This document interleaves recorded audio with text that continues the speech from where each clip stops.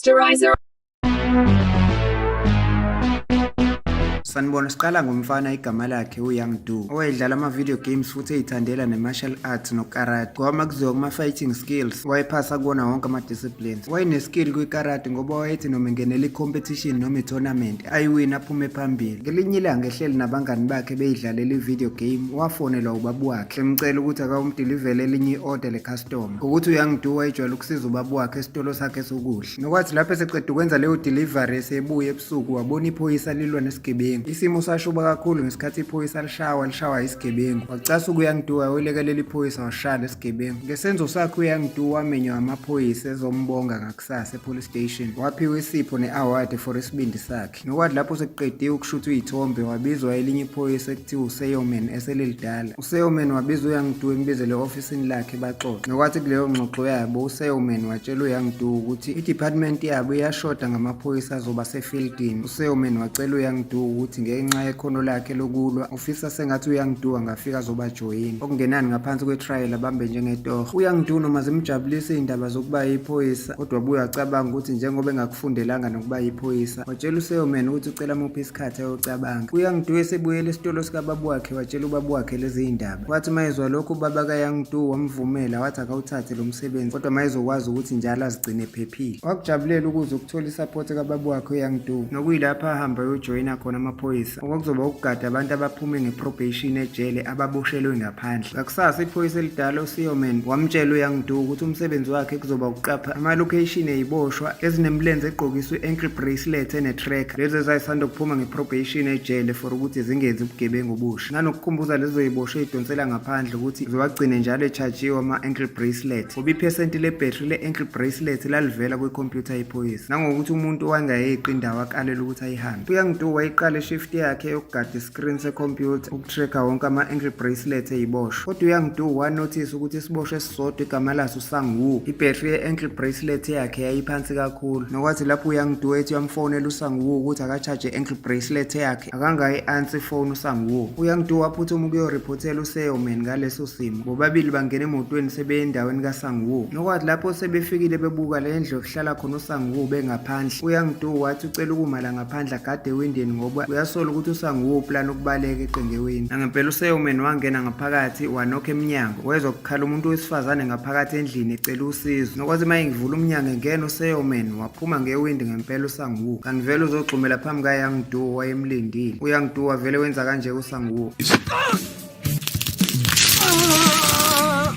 uSeoman wathi mayesefaka uSang-Woo zankosi wazizwe kujabulela uYoung Do ukuba ingxenye yamaphoyisa. Ngosuku olulandelayo kwasolisa omunye umuntu futhi i-tracker yakhe iripota ukuthi usesendaweni engafanele i-distance yakhe useyeqile. uYoung Do wathi mayeqeda ukuripota lokho bahamba sebeyakhona kanti le ndoda izothi iyababone vele ibaleke wayijaha uYoung Do wayigeqa wayiwisa phansi. Kwathi later emva kweshift uYoung Do wamema leli phoyisa asebenza nalo uSeoman ethi abazodla ndawonye ilunch nabangani bakhe. Ngenkathi sebehleli uYoung Do nabangani bakhe uSeoman baxoxela iminyaka yakhe eyiphoyisa nezinto ebezenzeka. Abangani bakaYoung Do bachazeka ngendlela lo baba akhululeke ngayo osebenza noYoung Do uSeoman. Nokwathi lapho bathola ireport ephuthumayo ukuthi omunye futhi ophume ngeprobation igama lakhe uDong naye useweqile umngcele we-ankle monitor yakhe. Bathi mabebheka kwi-tracker babona ukuthi leyo ndawo ayikho kude. uSeoman wathatha uYoung Do wathi abeze nabangani bakhe bahamba bonke. Nokwathi lapho sebefikile kuleyo ndawo uYoung Do wehla noSeoman ngenkathi kusela abangani bakaYoung Do emotweni. Bathola imessage ukuthi uDong useyikhiphile i-ankle bracelet bayithola phansi isisikiwe sekulahleke nesignal. uYoung Do watshela uSeoman ukuthi omunye wabangani bakhe une-drone bandizisa i-drone yomunye wabangani bakaYoung Do ukuchecka lesigebengu esibalekayo nangempela basibona kwi-drone. uYoung Do wacela kuSeoman ukuya khona wamvumela uSeoman wahamba uYoung Do. uYoung Do wafica uDong ekhahlela umnyango womunye umuzi. uYoung Do wathi uzama ukumkhuza wavele wala uDong baqala balwa.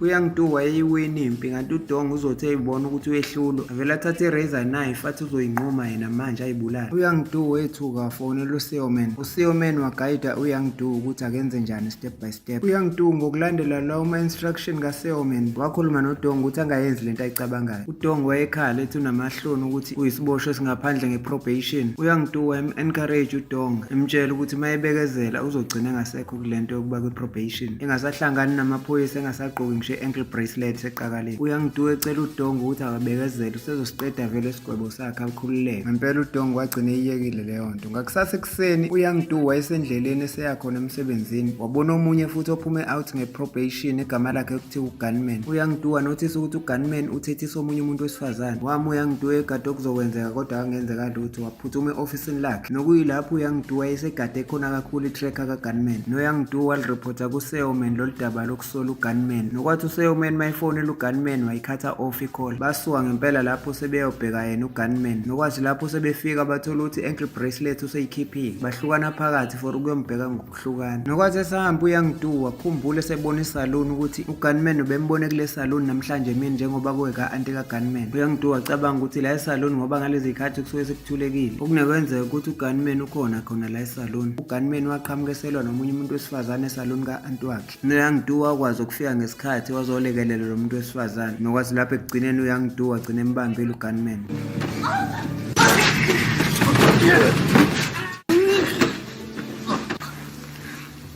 Ngakusasa ekuseni esedla i-breakfast uYoung Du wabuza kubaba wakhe ukuthi iluphi uhlobo lomsebenzi oluletha injabulo kumuntu. ubaba kaYoung Du wamtshela ukuthi ukujabula kuqhamuki ngomsebenzi owenzayo, ethi kodwa uma ukhombisa ukuwuthanda noku-enjoy umsebenzi wakho injabulo yakho iyona ezolandela. Kwathi emva kwa-1 week uYoung Du noSeoman babizelwa kwi-meeting kwathiwa bazosayina i-special task ukuthi bazogada isigebengu esiyingozi saziwa ngoJohan naye kuthiwa ukhishiwe ejele ngeprobation. uJohan wayeboshelwe icala lokudlwengula iy'ngane ey'ncane. Nokwathi mayeqeda ukugqokisa i-ankle bracelet onyaweni uSeoman noYoung Du namanye amaphoyisa bam-escorta ngey'moto zamaphoyisa sebemhambisa ekhaya. Wayezaphelezelwe kanje uJohan yingoba nomphakathi wawubhikisha uphikisana nokukhishwa kwakhe ejele bethi njengamanje iy'ngane zabo ey'ncane ayisaphephile. Ngakusasa wathi uYoung Du esabheka iscreen wabona i-tracker kaYoung Du isihamba isiweqile umngcele. uYoung Du wahamba eseya kwi-location kaJohan ngokomyalelo kaSeoman ayemtshele ese-office. uYoung Du esefikile endaweni kaJohan wayengatholakali uJohan ukuthi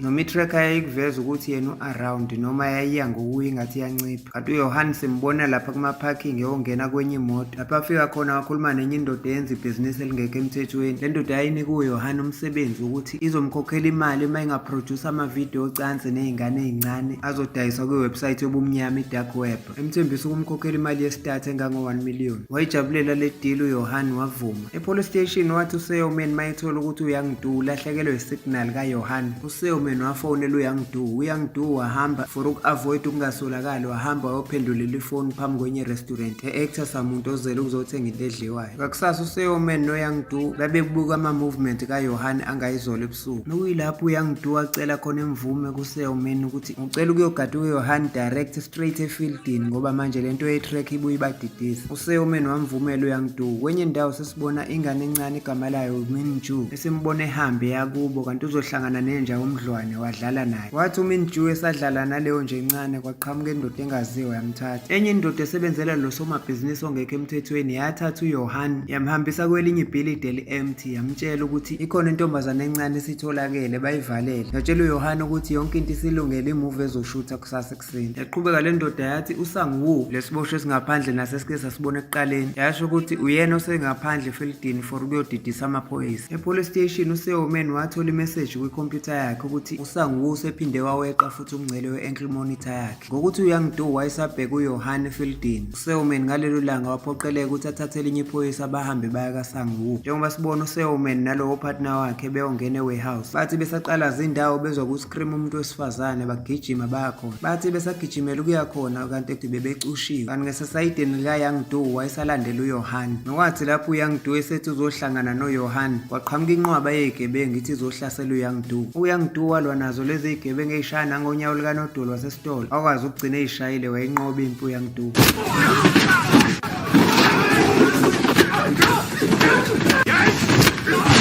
uSeoman nephoyisa ayehamba nalo bona bashawa nguSangwoo nezigebengu zakhe babe bashaya noma sebelele phansi. uYoung Du wayinqoba impi yakhe kodwa uSeoman nopartner wakhe babeshawe ngenye indlela. uYoung Du waphuthuma endlini kaJohan elandela ama-footprints ey'nyawo ezazimholela downstairs. Wezwa intombazane uMinju ekhala ecela usizo. uYoung Du walwa nokugqekeza lo mnyango wagcina sewuvulile. Wathi mayengena kanti uzofica uJohan emlindile baqala bala uJohan benoYoung Du bashayana isikhathi eside esikhathi uJohan ubonakala ukuthi iyamhlula impi ngoba wagcine ewinile uYoung Du. Wafica ingane encane uMinju ekhala futhi elimele. Nokwathi uYoung Du esazama ukuthulisa uMinju ukuthi angakhali, ethi uzama ukumduduza kwaqhamuka enye indoda yagwaza uYoung Du. Kodwa amaphoyisa afika khona lapho ngesikhathi igebengu zabaleka. Esibhedlela ubaba kaYoung Du wayephatheke kabi ngokulimalela umfana wakhe. Nokwathi lapho uYoung Du waphaphama khona, umuntu wokuqala ambuza kubaba wakhe intombazanyana uMinju. Umphathi wamaphoyisa watshela uYoung Du ukuthi noma uYohan egcine ebalekile angatholakala, kodwa uMinju ukwazile ukuthathwa lapha khona uyaphila futhi uphephile. Amaphoyisa amtshela uYoung Du ukuthi uSeoman naye usindile uyaphila, kodwa uzoba kusejari ngenxa yembambe eziphukile. uYoung Du wazizwa zingcono lezo indaba, ejabulela ukuthi uSeoman uyaphila, kodwa injabulo yakhe yajika mayezwa ukuthi iphoyisa ebelihambisana naye uSeoman alisindanga lishonile. Wezwa lezo indaba uYoung Du wakhala. Kwathi emva kwey'nsuku uYoung Du esengcono waze wadischarge esibhedlela. uYoung Du waqonyeliswa nge-award yokuba nesibindi nasekuyinikeleni ekulwisaneni nokuqeda ubugebengu. Nokwathi lapho sekuphele leyo ceremony, u-anti kaMinju wanikeza uYoung Du ikhadi emtshela ukuthi ucela ukumbonga ngokusindisa umshana wakhe. Nalo lelo khadi lalibhala imeseji ebongayo kuYoung Du ngokusindisa uMinju. Ethi u-anti wakhe noma uMinju esadila netrauma kwamanje, kodwa uthe mayezwa igama likaYoung Du wafikelwa injabulo. Wathi u-anti wakhe uthe uMinju uYoung Du uyiqhawe. uYoung Du nabangani bakhe babevakashela uSeoman owayephuka umqala esibhedlela. uYoung Du waxoxela abangani bakhe noSeoman ukuthi ukhumbula ngolunye usuku elandela uYohan. Ethi lapha emaparking kwakunemoto emnyama eyayikhumbula ngisho inumber plate yayo. Ethi uYoung Du mangatriswa leyo number plate yaleyo moto kutholakala umnikazi wayo, lokho kungabasiza ukuthi kutholakala umkhondo kaYohan ukuthi uphi. Njengoba uSeoman wayesalaliswa esibhedlela, uYoung Du wacela abangani bakhe ukuthi bamlekelele, bavuma. Basesha kwikhompyutha inumber plate yale moto, balithola igama lomnikazi wemoto ne-address yakhe. Basuka lapho bahamba sebeya kwi-address yalo mnikazi wale moto. Bangena, uYoung Du wam-atheka, wamshaya, wambopha, wamphoqa ukuthi akhulume ukuthi uzomtholaphi uYohan. Ntambama ngalelo langa mase beplanile ukuthi bazokwenza njani, uYoung Du wakhuzwa ubaba wakhe ukuthi usefuna ukuyifaka engozini, kanti wayemkhuzile ukuthi akabe uphepha. uYoung Du waba emotional etshela ubaba wakhe ukuthi unengane encane ekuthiwa uMinju ena 10 years kuphela, njengamanje edila ne-severe trauma ngenxa yamadoda amadala akhohlakele. Ethi kuyimanje lesigebengu ekuthiwa uYohan asaziwa nokuthi siphi. Ethi uYoung Du asazi ukuthi ubani enye ingane encane yentombazane ezophinda ibe yi-victim kaYohan. Ethi uYoung Du ngiyazi ukuthi amaphoyisa aphezu kophenya, kodwa ngeke ngize ngithule ngigoqe izandla. Ethi uYoung Du ngiyakucela baba, ngicela ungivumele ngihambe ngiyolekelela nami, ngiyakuthembisa ukuthi ngizobuya ngiphephile. Ngokuzwa lawo mazwi ubaba kaYoung Du wamvumela. uYoung Du nabangani bakhe bahamba sebeya kule ndawo ekukholakala ukuthi kuyona uYohan. Basebenzisa i-drone for ukuchecka yonke le ndawo, nanokuthi makwenzeka bembona ngayo i-drone. Bayisesha yonke indawo, yabakhombisa i-drone ukuthi khona indlu ababeyisola ukuthi kungenzeka ukuthi uYohan uphakathi. uYoung Du watshela abangani bakhe ukuthi ucela basalela ngaphandle bamlinde, uzongena yedwa la ngaphakathi. Wangena wabafica uYoung Du nempi yaqala.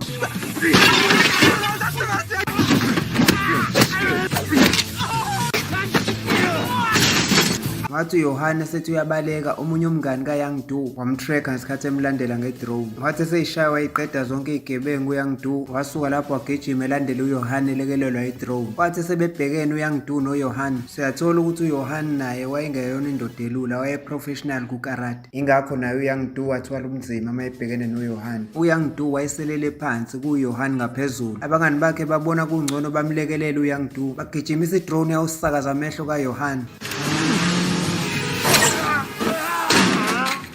Lokho kwawinisa uYoung Du ukuthi agcine emhlulile uYohan azambopha. Wathi emva kwey'nsuku eseboshiwe uYohan, uYoung Du nabangani bakhe bamenywa kwi-Presidential Palace, nokuyilapho bebezongconywa uPresident uqobo. Ayizobonga kakhulu kuYoung Du ngesibindi sakhe sokuyinikela ekulwisaneni nobugebengu. Kuleyo ceremony kaPresident, ingane encane uMinju wafika naye hamba nabazali bakhe ezobonga kuYoung Du. uMinju wanikeza uYoung Du imbali ezomtshela ukuthi uyabonga kakhulu ngokusindisa impilo yakhe. noYoung Du kwamjabulisa ukubona ingane uMinju esmayila futhi. Emva kwenyanga uYoung Du wayengaseyona i-assistant, kodwa wayesepromothiwe ukuthi abe yiphoyisa ngokugcwele. Nokwathi lapho esamonitha labantu beprobation kwi-screen sakhe sekhompyutha, wathola omunye futhi oseweqile umngcele wakhe. Wayoripota kupartner wakhe uSeoman owayesekhishiwe esibhedlela. Basuka khona lapho sebehamba beyovikela umphakathi.